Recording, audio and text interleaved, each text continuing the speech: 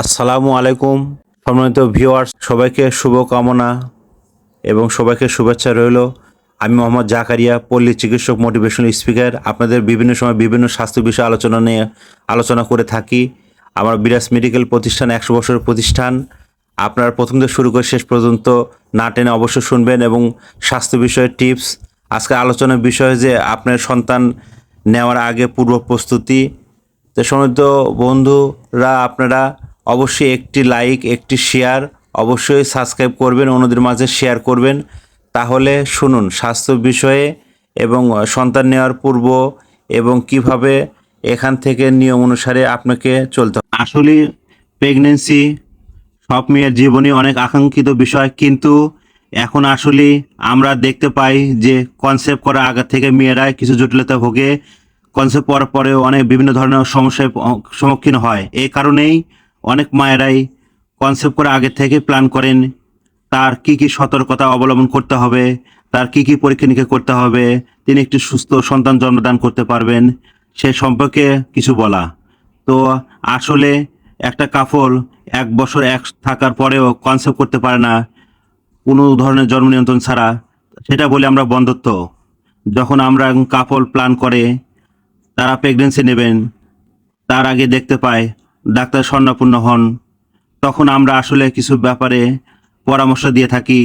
যেমন হলো, গর্ভধারণের পূর্বে ফিমেল পার্টনার যদি কোনো ডিজিজ থাকে, যেমন তার উচ্চ রক্তচাপ, ডায়াবেটিক্স, থাইরয়েডের সমস্যা, এগুলো আমরা রুটিনলি চেক আপ করাই। যদি কোনো প্রবলেম থেকে থাকে সেই অনুযায়ী কিছু চিকিৎসার সমাধান দিয়ে থাকি।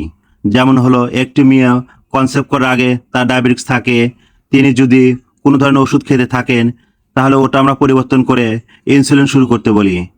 কোনো মেয়ে যদি কনসেপ্ট করার আগে থেকে হাই ব্লাড প্রেশার থাকে, উচ্চ রক্তচাপ থাকে, তখন আমরা প্রেগনেন্সিতে ড্রাগগুলো খেলে বাচ্চাটির কোনো সমস্যা হবে না সেই ধরনের ওষুধগুলো খেতে বলি।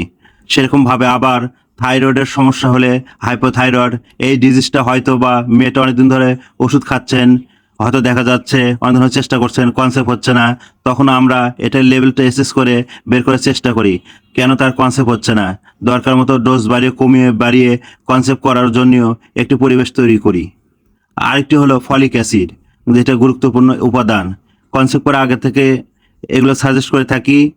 আর এছাড়াও রুটিন কিছু ভ্যাকসিন সম্পর্কে আমরা জিজ্ঞাসা করে থাকি। Hepatitis B virus, rubella vaccine, tetanus, এগুলো দেওয়া না থাকলে আমরা কমপ্লিট করতে থাকি।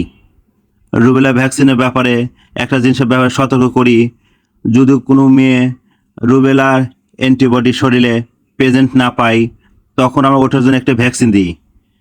তাদেরকে আমরা সতর্ক করি 3 মাসের মধ্যে কোনো গর্ভধারণ করা যাবে না। এগুলো হচ্ছে রুটিন চেক আপ। আমার মনে হয় যে যাদের ওজন কম থাকে মিনিমাম একটা লেভেলে আসতে হবে কনসেপ্ট করার আগে।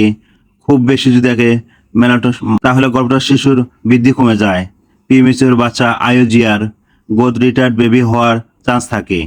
কনসেপ্ট করার আগে মিনিমাম একটা ওজন অসুস্থতা অনুযায়ী অ্যাচিভ করতে হয়।